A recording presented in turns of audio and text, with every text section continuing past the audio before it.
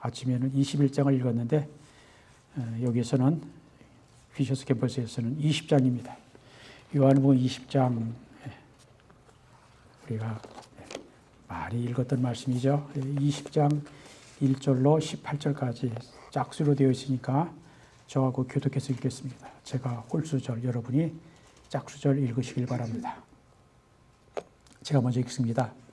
안식 후 첫날 일찍이 아직 어두울 때에 막달라 마리아가 무덤에 와서 돌이 무덤에서 옮겨진 것을 보고 시몬 베드로와 예수께서 사랑하시던 그 다른 제자에게 달려가서 말하되 사람들이 주님을 무덤에서 가져가다 어디 두었는지 우리가 알지 못하겠다 하니 베드로와 그 다른 제자가 나가서 무덤으로 갈새 우리 같이 가름질하더니 그 다른 제자가 베드로보다 더 빨리 달려가서 먼저 무덤에 이르러 구부려 세마포 놓인 것을 보았으나 들어가지는 아니하였더니 시몬 베드로를 따라와서 무덤에 들어가 보니 세마포가 놓였고 또 머리를 쌌던 수건은 세마포와 함께 놓이지 않고 딴 곳에 쌌던 대로 놓여 있더라. 그때야 무덤에 먼저 갔던 그 다른 제자도 들어가보고 그들은 성경에 그가 죽은 자 가운데서 다시 살아나야 하리라 하신 말씀을 아직 알지 못하더라. 이에 두 제자가 자기들의 집으로 돌아가니라.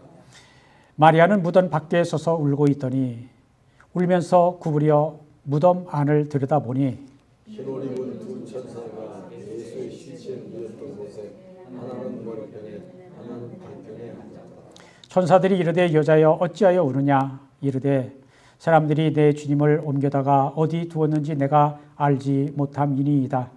이 말을 하고 뒤로 돌이켜 예수께서 서 계신 것을 보았다. 예수이신 줄을 알지 못한다. 예수께서 이르시되 여자여 어찌하여 울며 누구를 찾느냐 하시니 마리아는 그가 통산지기인 줄 알고 이르되 주여 당신이 옮겼거든 어디 두었는지 내게 이르소서 그리하면 내가 가져가리이다. 예수께서 마리아야 하시거늘 마리아가 돌이켜 히브리말로 라보니 하니 이는 선생님이라는 말이다. 예수께서 이르시되 나를 붙들지 말라 내가 아직 아버지께로 올라가지 아니하였노라.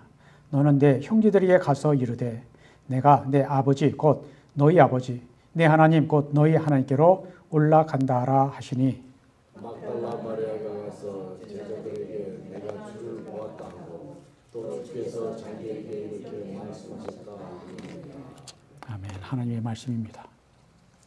어느 날 스탠리 존스 인도의 선교사였던 스탠리 존스가 인도에서 설교하고 있었습니다. 설교 도중에 한 이슬람 교도가 그 설교를 방해하려는 의도 있는 것처럼 큰 소리로 외쳤습니다. 우리는 당신들이 못 가진 것을 가지고 있어. 우리는 메디나에 가면 마호메트의 시신이 담겨있는 관이 있고 또 무덤이 있어. 정말 마호메트라고 하는 사람이 있었구나 하는 것을 알 수가 있는데 기독교는 예루살렘에 가보시오. 빈 무덤밖에 없지 않소.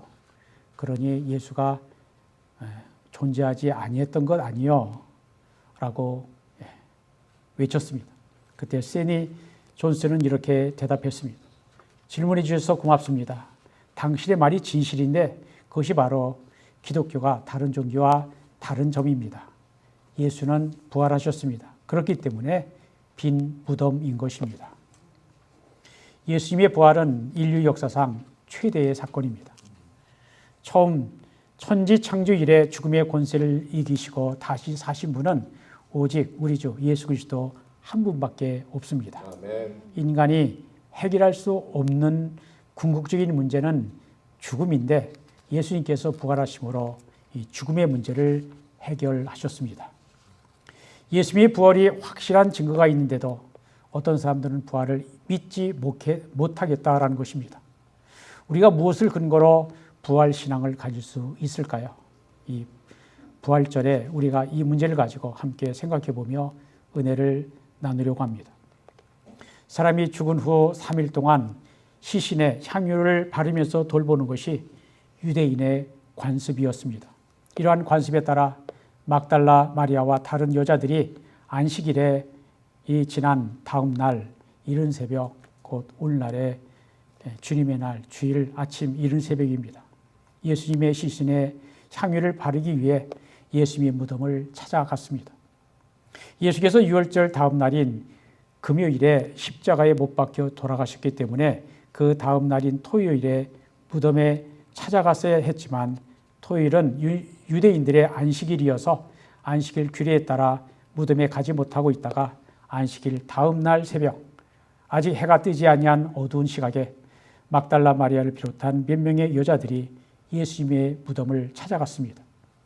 그 여인들은 예수님의 무덤을 가면서 누가 무거운 돌물을 옮겨줄 것인가 근심하며 갔습니다. 그런데 그들이 무덤에 도착했을 때 깜짝 놀랄 만한 일이 벌어졌습니다. 예수님의 시신을 넣어둔 후에 무덤 입구를 막아두었던 돌문이 열려져 있었습니다. 무덤 안을 들어가 보았지만 예수님의 시신은 보이지 않았습니다.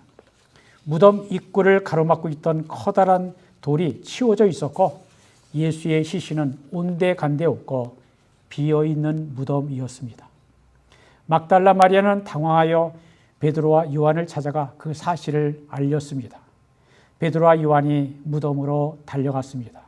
그들도 예수의 무덤이 열려 있고 시신이 없는 것을 확인하고서 큰 충격을 받았습니다. 무덤 안에는 예수님을 쌌던 세마포는 그대로 놓여 있었습니다. 이것은 시신을 쌌던 천이 가지런히 잘 접혀 있었다는 것이 아니라 처음 시신을 쌌던 그대로 말려져 있었습니다.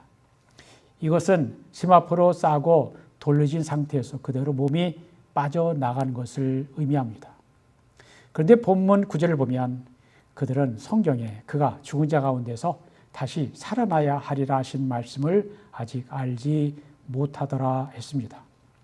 만약 제자들이 빈 무덤과 성경 말씀 그리고 예수님께서 하신 말씀을 기억하고 연결시킬 수만 있었더라면 그 두렵고 당황스러운 상황 가운데서 근심하기보다는 오히려 기뻐했을 것입니다.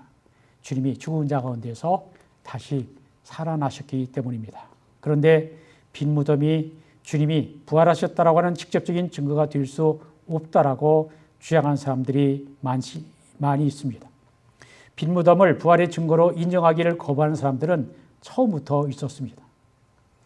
그것을 설명하기 위해서 시체가 도난당했다, 누군가가 훔쳐갔다, 시체 도난설입니다. 그리고 막달라 마리아를 비롯해서 새벽에 찾아갔던 여인들이 딴 곳을 예수님의 무덤인 줄 알고 다른 곳으로 갔다, 무임 오인설입니다. 그리고 예수님은 돌아가신 것이 아니라 기절했다가 다시 깨어난 것이다, 기절설입니다. 리서시테이션이라고 그러죠. 환각설도 있고 쌍둥이 형제설도 있습니다. 이러한 가설들을 가지고 예수님의 부활을 부인했습니다. 20세기 초 영국의 유명한 저널리스트였던 프랭크 모리스는 부활신앙을 조롱하는 사람이었습니다. 그는 부활이 하나의 신화에 불과하다, 사람이 꾸며낸 이야기가 불과하다는 것을 증명하기 위해서 빈 무덤의 신화를 파헤치기 시작했습니다. 그가 오랜 시간 성경의 내적, 외적 증거들을 연구하는 과정에서 빈 무덤의 신화를 증명하기보다는 그 자신이 변화되었습니다. 그는 성경의 부활 기록이 신화나 호구가 아니라 역사적인 사실임을 확실히 믿게 되었습니다. 1930년 그는 부활의 진실성을 변증하는 누가 돌문을 옮겼는가, Who Moved the Stone 이라고 하는 책을 펴냈습니다. 모리스는 예수님을 죽인 유대인들과 로마인들조차 빈 무덤의 존재를 부인하지 못했다는 사실을 발견하고 놀랐습니다. 그 당시에 1세기의 유대인 역사가 요세푸스도 빈 무덤의 존재를 인정한 것으로 알려져 있습니다. 예수님이 돌아가셨을 때 예수님의 시신은 철저하게 감시를 받고 있었습니다. 예수님의 부활이 이미 예고되어 있었기 때문에 밀란을 예방하는 차원에서 로마 당국자들과 유대교 지도자들은 시신이 도난당할까 봐 철저히 통제했습니다. 예수의 무덤은 큰 돌문으로 굳게 닫혔고 로마 당국자의 인장, 곧 도장이 찍힌 끈으로 인봉했습니다. 그래서 인봉은 허락 없이는 무덤에 손은 대는 자는 처형을 받는다라고 하는 그러한 엄포가 담겨 있는 것입니다. 게다가 여러 명의 구인들이 무장을 하고 예수의 무덤을 굳게 지켰습니다. 예수의 시체가 누군가에 의해 옮겨진다는 것은 사실상 불가능한 일이었습니다. 죽은 자가 다시 살아난다는 것은 우리 인간의 이성과 지식으로는 도저히 인정하기 어려운 일입니다. 예수님의 제자들조차 빈 무덤의 소식을 듣고 직접 눈으로 확인하고서도 예수께서 그렇게 수차례 부활을 예고해 주셨음에도 불구하고 쉽게 주님의 부활을 받아들이지 못했습니다. 베드로와 요한은 무덤으로 달려가 빈 무덤인 것을 발견하였으나 부활을 깨닫지도 믿지도 못했습니다. 제자들도 누군가가 예수님의 시신을 도적질 해간 것으로 생각했습니다. 부활을 생각하지 못한 것입니다. 제자들은 주는 그리스도시요 살아계신 하나님의 아들이십니다 라고 신앙 고백을 했지만 부활에 대해서는 믿지 못했습니다. 그렇기 때문에 예수님께서 부활하신 그 새벽에 제자들은 예루살렘에 있는 마가의 집 다락방에 모여 유대인들이 두려워 문을 안에서 걸어 잠그고 숨어 있었습니다. 사람이 한번 죽으면 모든 게 끝이지라고 하는 생각이 그들에게는 너무나 당연하였기 때문에 주님의 부활은 상상조차 할 수 없었습니다. 그런데 안식 후 첫날, 즉 주일 저녁에 부활하신 주님께서 제자들을 찾아오셔서 이렇게 말씀하셨습니다. 너에게 평강이 있을지어다. Peace be with you. 샬롬이라고 하는 인사를 건네셨습니다. 마침 그때 도마는 그 자리에 없었습니다. 도마는 예수님께서 나타나실 수 없다라면서 아주 실증적인 성격답게 이렇게 요구합니다. 내가 그의 손에 못자국을 보며 내 손가락을 그 못자국에 넣으며 내 손을 그 옆구리에 넣어보지 않고서는 믿지 아니하겠노라. 주님의 부활에 대해 그는 매우 회의적이었습니다. 주님이 부활하신 지 8일이 지난 후에 도마가 다른 제자들과 함께 있을 때 문들이 닫혀 있는데도 주님이 다시 나타나셔서 말씀하셨습니다. 도마에게 주시는 말씀입니다. 네 손가락을 이리 내밀어 내 손을 보고 내 손을 내밀어 내 옆구리에 넣어보라. 그리하여 믿음이 없는 자가 되지 말고 믿는 자가 되라. 주님은 8일 전에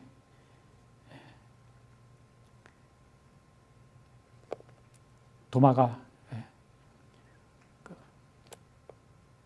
돌아왔을 때 제자들이 전한 말, 그런데 도마는 믿지 못하고 예수님의 그 십자가에 달렸을 때 그 못자국, 착자국을 내가 확인하지 않고서는 믿지 못하겠다. 그 말씀을 주님은 그곳에 직접 계시지 아니하셨는데도 그 말씀을 다 들었고 알고 계셨습니다. 그래서 이러한 질문을 대답을 하신 거죠. 네 손가락 내밀어 내 손을 보고 네 손을 내밀어 내 옆구리에 넣어보라. 그래야 믿음이 없는 자가 되지 말고 믿는 자가 되라. 그때 도마가 비로소 이렇게 고백합니다. 나의 주님이시여 나의 하나님이시니이다.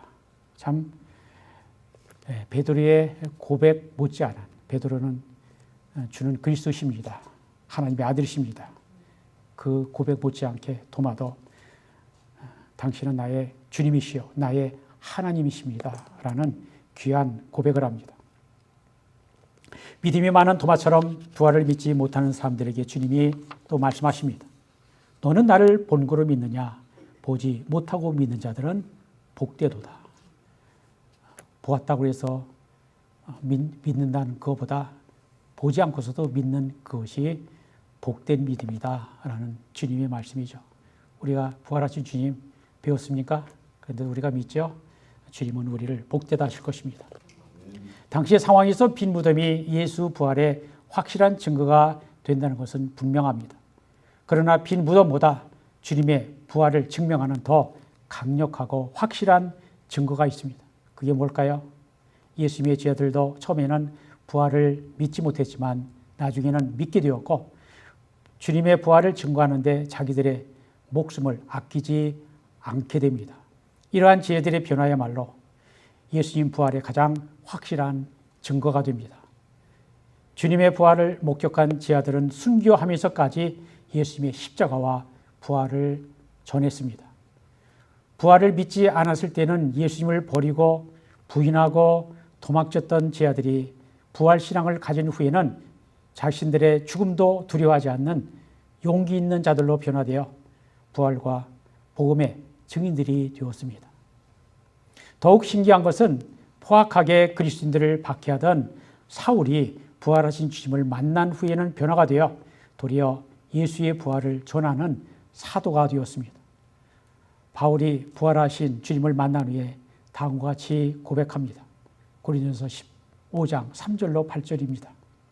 성경대로 그리스도께서 우리 죄를 위하여 죽으시고 장사 지낸 바 되셨다가 성경대로 사흘 만에 다시 살아나사 게바에게 보이시고 후에 12 제자에게와 그 후에 500여 형제에게 일시에 보이셨나니 그 중에 지금까지 대다수는 살아있고 어떤 사람은 잠들었으며 그 후에 야고보에게 보이셨으며 그 후에 모든 사도에게와 맨 나중에 만삭되지 못하여 난 자 같은 내게도 보이셨느니라. 사도 바울의 겸손한 고백이요 확신에 찬 증언입니다. 바울은 말합니다. 만약 부활이 없다면 그리스도도 다시 살지 못하셨을 것이고 우리가 전파하는 것도 헛것이고 우리의 믿음도 헛것이라는 것입니다. 부활이 없으면 모든 사람 가운데 우리가 더욱 불쌍한 자라고 말합니다. 초대교회는 수많은 순교자들을 배출했습니다.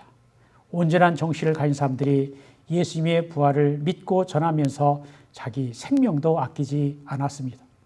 예수님의 부활은 분명한 사실이었기에 그들은 자신의 목숨을 내어놓기까지 그 사실을 증언했던 것입니다. 영국의 역사가 토마스 아놀드는 그에 져서 로마의 역사 히스토리 오브 롬이라고 하는 책에서 인류 역사상 예수 그리스도가 다시 살아나셨음을 보여주신 하나님의 위대한 표적보다 더 훌륭하고 완전한 증거는 없다라고 하였습니다. 부활이 없다면 기독교 신앙은 존재할 수 없습니다. 만약 예수님의 삶이 십자가의 비참한 죽음으로 끝났다면 기독교는 슬픔과 절망 속에 사라졌을 것입니다. 그런데 실제로 어떻습니까? 예수의 십자가의 죽음과 부활 이후 2000년 동안 기독교는 전 세계 민족과 족속들에게 전파되고 수많은 교회들이 세워지고 수많은 사람들이 믿고 구원을 받았습니다. 예수의 부활은 교회의 시작입니다. 부활이 없었다면 교회의 탄생과 성장은 불가능했고 부활이 없었다면 신약 성서는 존재하지 않았을 것입니다.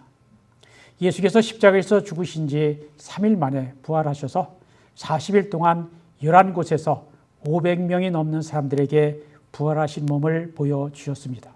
그리고 2000년 동안 수많은 사람들이 예수님의 부활에 의해 그들의 삶이 변화가 되었습니다.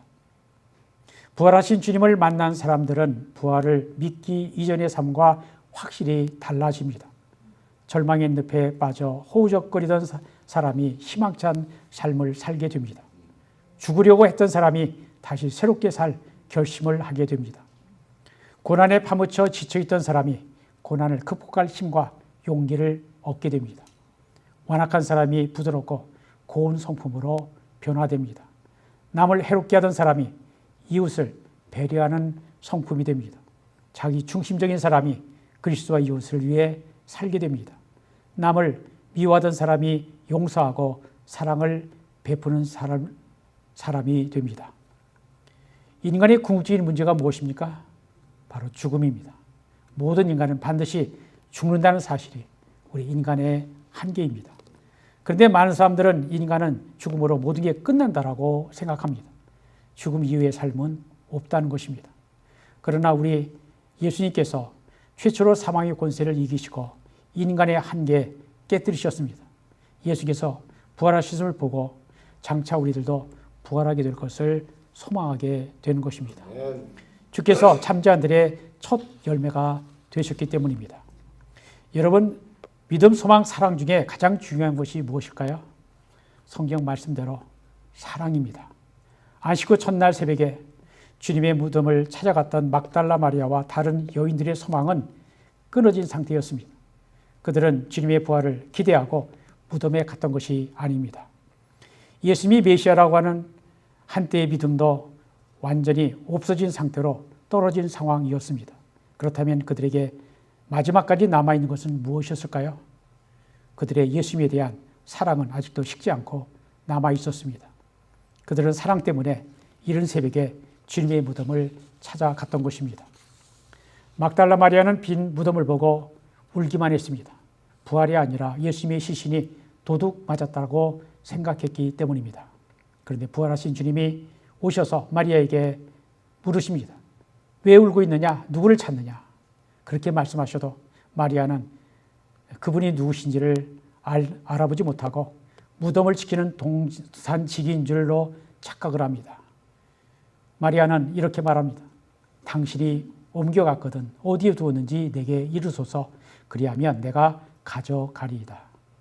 그때 주님께서 답답한 목소리로 부르십니다. 마리아야. 그제서야 마리아가 부활하신 주님을 알아봅니다. 라보니 선생님이요. 그렇습니다. 신앙생활에서 가장 중요한 것은 주님을 향한 사랑입니다. 지금 당장 부활이 안 믿어지고 영생의 소망이 좀처럼 실감이 나지 않는다고 해도 괜찮습니다. 주님을 뜨겁게 사랑하는 사랑의 마음만 있으면 머지않아 예수님을 인격적으로 만나는 체험을 하게 되는 것입니다. 예수님께서도 사랑을 가장 중요하게 생각하셨습니다. 주님이 잡히시던 날 밤 주님을 3번 부인한 베드로를 찾아오셔서 3번씩이나 반복하여 물으셨습니다. 네가 나를 사랑하느냐? 네가 나를 사랑하느냐? 네가 나를 사랑하느냐? 이 시간 부활하신 주님께서 저와 여러분을 찾아오셔서 물으십니다. 네가 나를 사랑하느냐? 여러분 이 물음에 어떻게 대답하시겠습니까? 베드로처럼 예, 제가 주님을 사랑하는 줄 주께서 아시나이다 라고 고백해야 할 것입니다. 주님의 부활을 믿는 믿음이 여러분에게 있습니까? 어떤 분은 그런 믿음이 없는 것 같아 당황스러울 것입니다. 하지만 낙심하지 마십시오. 복음서를 읽어보면 예수님의 제자들도 처음부터 부활신앙을 가졌던 것이 아닙니다. 그럼에도 불구하고 부활하신 주님은 믿지 못했던 제자들을 한결같이 사랑해 주셨습니다. 의심하는 제자들을 직접 찾아가서 만나주시고 믿게 하셨습니다. 여기에 우리의 소망이 있습니다. 예수님은 주일 아침에 사망 권세 이기시고 원수 사탄 마귀를 다 이기시고 무덤에서 다시 사셨습니다. 그러므로 주님이 부활하신 주일은 우리 믿는 사람들의 기쁨의 날이요 축제의 날입니다. 주일 즉 주님의 날 또 로스데이는 예수 그리스도의 부활을 축하하고 기념하고 하나님께 예배하는 날입니다. 주일은 주일 예배를 통해서 그리스도의 부활의 능력과 참 생명을 부여받는 날이고 아직도 죽음의 세력 아래서 종노릇하며 신음하는 사람들에게 주님의 십자가 부활을 증거하는 날입니다. 사랑하는 여러분, 부활절에 우리 주 예수 그리스도께서 부활하심으로 사망 권세를 이기셨습니다. 만왕의 왕이시며 만유의 주가 되신 주께서 이 세상에 매여 사는 우리들로 하여금 이 세상을 넘어 우리에게 다가오는 저 하늘나라, 새하늘과 새 땅에 대한 소망을 가지고 그 나라를 바라보며 살게 하셨습니다. 이것이 부활의 믿음입니다. 이 같은 부활 신앙을 갖고 사는 사람들에게는 세상의 그 어떤 고난과 아픔과 상처도 심지어 죽음까지도 문제가 되지 않습니다. 1945년 4월 8일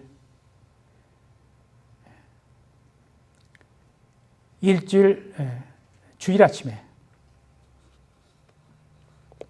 보네포 목사님이 감옥에서 아침 기도를 하고 있었습니다. 그때 험악하게 생긴 두 남자가 감방을 향하여 소리쳤습니다. 죄수 보네포, 우리를 따라와. 이제 사형장으로 끌려가는 순간이 된 것입니다. 그때 같이 감옥에 있던 한 사람이 보네포 목사님에게 말했습니다. 목사님, 마지막입니다. 안녕히 가십시오. 하고 인사했습니다. 그 말에 보네포 목사님은 미소를 지으며 평화스러운 얼굴로 말했습니다. 이것이 마지막이 아닙니다. 지금이 시작입니다. 그렇습니다. 죽음이 끝이 아닙니다. 믿는 자에게 육신의 죽음은 전혀 새롭고 놀랍고 영광스러운 삶의 영생의 시작입니다. 주님은 말씀하십니다. 나는 부활이요 생명이니 나를 믿는 자는 죽어도 살겠고 무릇 살아서 나를 믿는 자는 영원히 죽지 아니하리니 이것을 내가 믿느냐. 사랑하는 성도 여러분, 부활이요 생명이신 주님을 모시고 동행하며 살아가시길 바랍니다. 기독교는 부활의 종교입니다. 우리는 죽은 예수님을 믿는 것이 아니라 산 예수님, 부활하셔서 지금도 우리와 함께 하시는 예수님을 믿는 것입니다. 사망을 이기시고 영원한 생명의 주인이신 주님을 믿고 살아가는 삶이기에 기쁨과 소망이 있는 것입니다. 우리가 부활을 관념적으로나 이성적으로 아는 것이 아니라 마음을 열어 성경을 깨닫는 신앙으로 주님의 부활을 가슴으로 믿는 여러분과 제가 되기를 우리 주 예수 그리스도의 이름으로 축원드립니다. 기도합니다. 하나님 감사합니다. 오늘 부활절 오후에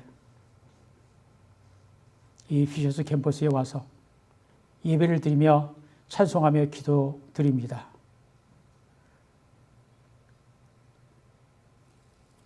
우리 주님이 십자가의 고난과 죽으심, 부활하심으로 우리를 구원하시고 영원한 생명, 영생을 향한 소망을 가지고 믿음을 가지고 이 힘든 고난의 세상을 말씀과 기도로 살게 하시는 것 감사합니다. 우리 주님이 제 아들을 얼마나 사랑하시는지, 그리고 주님은 그 제 아들이 믿음도 중요하지만 주님을 얼마나 사랑하기를 원하시는지 그것을 확인하고 심어주시고 그러한 사랑하는 주님을 사랑하는 제 아들에게 자신이 다시 사랑하셨음을, 부활하셨음을 믿도록 찾아오시고 말을 건네시며 함께 하시며 힘주시며 소망을 주시는 것, 그러한 주님의 은혜는 오늘 우리에게도 동일하게 임함을 믿습니다. 우리의 눈을 열어 부활하신 주님을 보게 해 주옵소서. 주님이 우리의 삶의 자리에 찾아오시는 것을 깨닫고 또 보게 해 주옵소서. 그래서 주님, 우리가 주님의 부활을 성경에서 읽고 또 듣고 배워서 아는 신앙 넘어서서 내가 직접 부활하셔서 우리의 삶 가운데 찾아오시는 그 주님을 만나게 하시고 눈을 열어, 귀를 열어, 입을 열어 주님과 대화하게 하시고 우리가 주님께 올려드리는 그 모든 기도와 간구가 주님이 들으시고 응답해 주시는 은혜가 있고 또 우리를 사용하셔서 우리를 구원하신 주님이 우리를 통해 또 다른 죄인들이 주께로 돌아오는 역사, 구원의 역사가 이루어지게 해 주옵소서. 그 일을 위해 저희가 이 피셔스에 캠퍼스를 세우고 예배 시작하며 전도하고자 합니다. 우리의 힘은 미약하나 우리 주님, 우리의 성령님께서 함께 하시면 주님이 원하시는 일을, 복음 증거의 일을, 구원하는 일을 할 수 있겠사오니 능력 주신 자 안에서 내가 모든 것을 할 수 있느냐 하는 그 믿음으로 우리에게 맡겨진 일, 또 새 일을 구하면서 주님의 뜻을 이루는 우리가 되게 하여 주옵소서. 주님 감사합니다. 주님 믿습니다. 주님 사랑합니다. 우리의 믿음과 사랑을 받아 주옵소서. 그리고 주님의 뜻을 우리를 통해 이루시옵소서. 예수 그리스도 이름으로 기도합니다.